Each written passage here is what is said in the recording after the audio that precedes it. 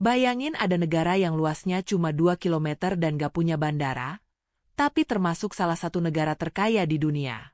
Meskipun sempit dan penduduknya cuma 38.000 aja. Tapi negara ini jadi salah satu tempat perjudian terbesar di dunia, dan dari judi inilah negara Monaco bisa sampai di titik sekarang. Jadi ceritanya, di tahun 1863, pemerintah Monaco punya ide buat nyelamatin negaranya yang hampir bangkrut dengan cara ngebangun kompleks perjudian dan hiburan bernama Monte Carlo. Di tahun 1869, saking suksesnya kasino ini, sampai ngebuat pemerintah Monaco mutusin buat menghilangkan pajak penghasilan dari warga mereka.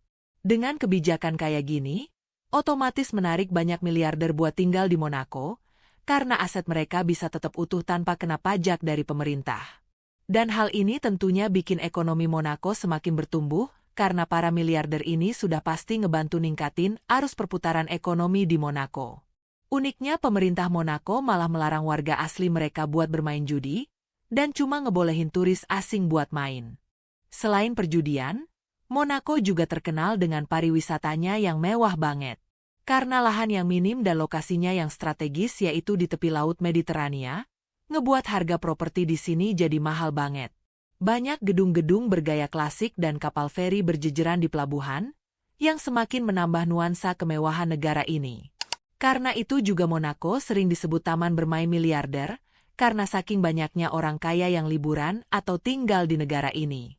Negara Monaco juga menjadi tempat diadakannya ajang mobil balap paling bergengsi yaitu Grand Prix Formula One.